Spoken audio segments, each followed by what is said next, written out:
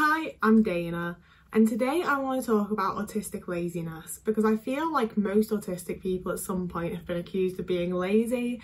It's definitely something that I dealt with a lot, and it's something that I really internalised, and I was like, oh god, I am like a really lazy person, like I really don't do much, I really like feel this way and that way.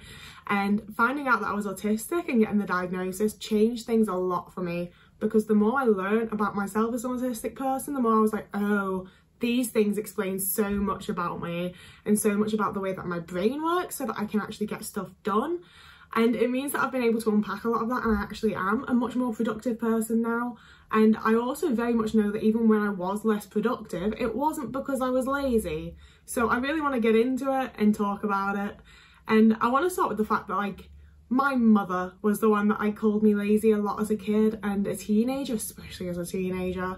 And I feel like it often is the people that are closest to us that are the most likely to call us that, because they don't see the effort that's behind everything. That's my first point, is that so many things as an autistic person in just my day-to-day life take more effort than they do for a neurotypical person. So to my mother, she saw me as being extremely lazy because I didn't shower first thing in the morning. I didn't like wake up and start my day with a shower. And I was like, but that's like, it baffles me that people are able to do that, because if I've just woken up, I don't immediately want the sensory experience of like loud water rushing, being wet, having like a weird wet sensory environment. Like there's a lot of sensory input during having a shower, from the smells and the sounds and the lighting. Like bathroom lighting is always horrible. You know, there's just a lot to it that I really struggle with. And when I wasn't autistic, I didn't understand why I found it hard to shower. And now I know that it's because it's all of the sensory input, as well as it just takes more effort. Because I found out that other people don't have like step-by-step routines that they do in the shower that they have to do. Like if I don't wash twice with soap, I haven't showered. I can't just jump in the shower and have a quick 5-minute shower and be out again. We are like, every shower I have is at least 20 minutes, you know? Like, whereas something can be so low effort to someone else, it can feel like so much more effort and literally be so much more like mental effort for me than it is for them. You know, even down to making a cup of tea, like when my family would be like, oh Dana, make the coppers, I got stressed. Like it was a genuinely anxiety inducing like situation for me, because when I make my own cup of tea, I know that I'm just gonna do tea bag, my sugar, pour the water, wait for it to brew, take the tea bag out and do the milk. I still think that process through every single time. You know, like I don't put any less focus into making a cup of tea now than I did when I first started making them like 15 years ago. I have to think the whole process through. So if you're now having me make 5 cups of tea, I get anxious about asking people how they drink their tea. I get, especially when it's like my family and it's like, I probably should know how this person takes their tea, but I literally don't. I get very anxious about then having to ask them, how do you take your tea? I get anxious about actually remembering how they do it. I get very anxious about doing it right. There's a very high chance that I will forget and at some point have to ask them all again. Like it will take me a good while to do it, and it is so much mental effort. It is so stressful for me. It's so anxiety inducing. So I can seem like a really lazy person when I'm never the one to make the drinks, when it's just that it takes so much more effort for me. And that definitely goes for like bigger things like keeping your house clean, keeping on top of like general like hygiene, maintenance, cleaning, all of that kind of stuff. All the things that people see you not doing and think you're lazy for, and it's actually just so much more effort for you than it is for them. And my sort of side tangent to that is that I don't think many people in my past and in general take into account that a lot of autistic people have very high anxiety. I have so much anxiety about everything all the time. It's an absolute nightmare being me. So even though it's something that might seem really simple, might seem really easy, everyone else can just do it, it makes me anxious. And obviously that's not a reason to not do it, but it is a reason that I will put things off. It is a reason that it will take me longer to do the thing. Like just so many things in life are extremely anxiety inducing for me, and they're not for other people, so they don't understand why I'm putting the thing off when it's such an easy thing that you can just do in like 10 minutes. And of course, another very common autistic trait is that a lot of us have like very strong routines. We really thrive from routine a lot of the time. At least I really thrive from my routines, and I will very much have the plan of my day in my head. I know what I'm going to do each day, and then if somebody asks me to do the thing and I'm like, no, I'm doing that in 4 hours, they're like, why can't you just do it now? Why are you being lazy? Why can't you just sort it? And it's like, because I have my routine, I have my plan, I know what I'm doing. I could just do the thing in 10 minutes now, but this 10 minutes is meant to be spent doing this other thing, and I'm doing this other thing, and I'm doing this, and I'm doing that. and then I'm gonna do the thing that you asked me to do. So just go away. Like, it seems as though now, because you asked, it's taken me 4 hours to do the thing. It's taken me a week to do the thing. If you'd just not mentioned it, I would have just done the thing. Like, I know that me having my own routine and having my own plan in my head and knowing what I'm going to do, other people aren't mind readers. Other people don't know that I was just about to do it. I was just getting round to it.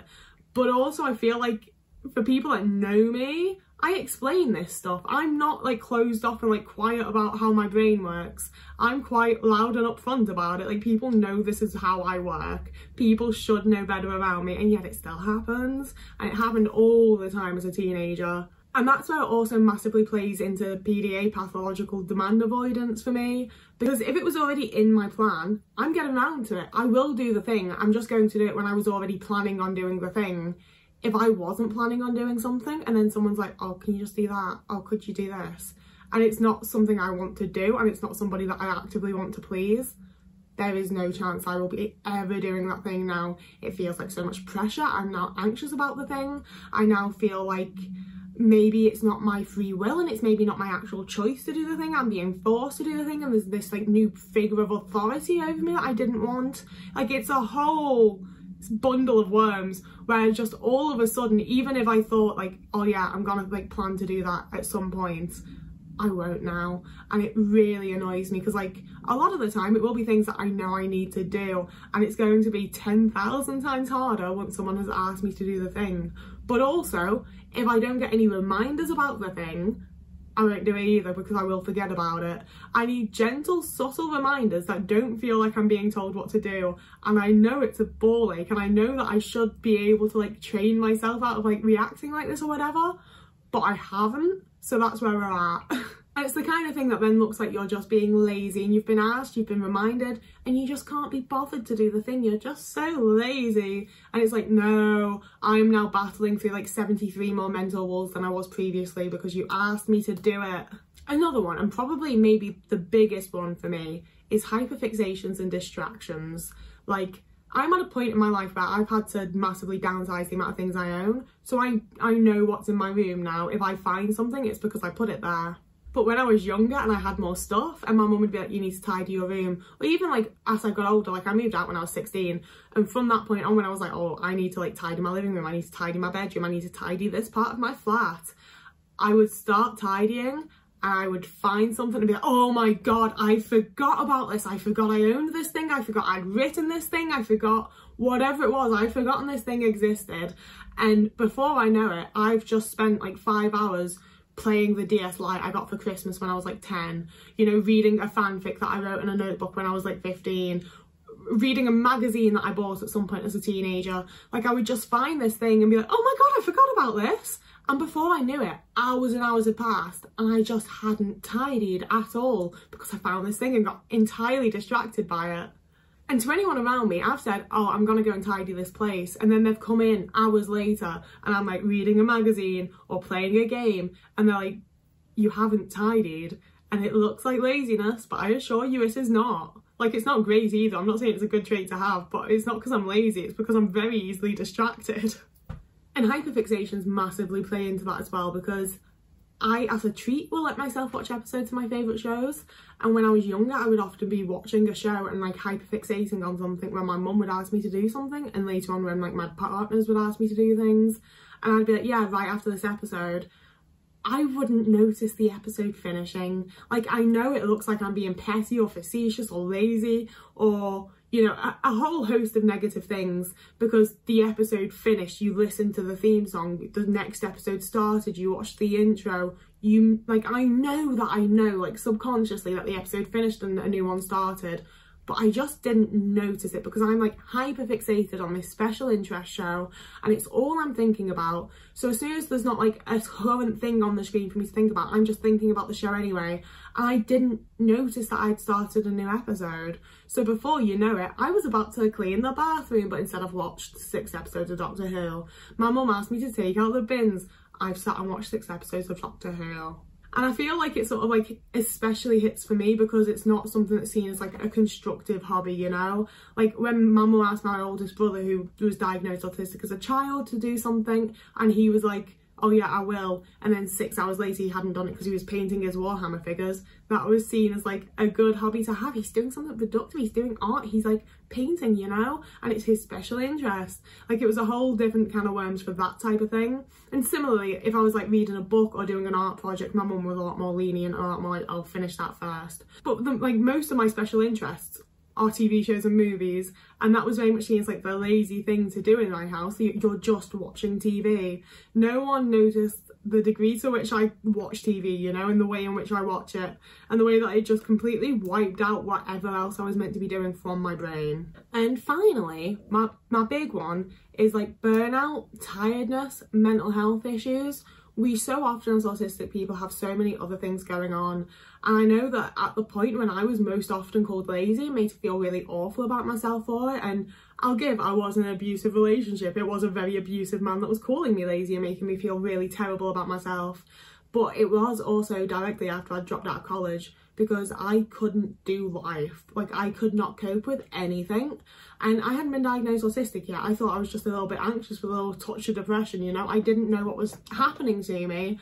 I just knew that, like, when I got on the train to go to college in the morning, I would just sit on the train for hours and then eventually be like, oh, this is my stop to go home. Guess I may as well go home because I'm not fucking going to college, am I? Like, I couldn't make myself work as a person. And it was completely just autistic burnout. I can see that now. I'm aware of that now. I had no idea what that was at the time. I didn't know I was autistic. So it was just this phase where everyone around me was like, Dana, you've dropped out of college and you're sleeping 18 hours a day, not tidying your flat, barely eating. You're being very lazy here, aren't you? But, you know, like, I was doing my, like, absolute best that I could. I was using all of my energy every single day to, like, feed the cats, brush my teeth, and make a cuppa and go back to bed, you know? Like, I could not do anything. I wasn't being lazy. I was incredibly burnt out. I was very, very depressed.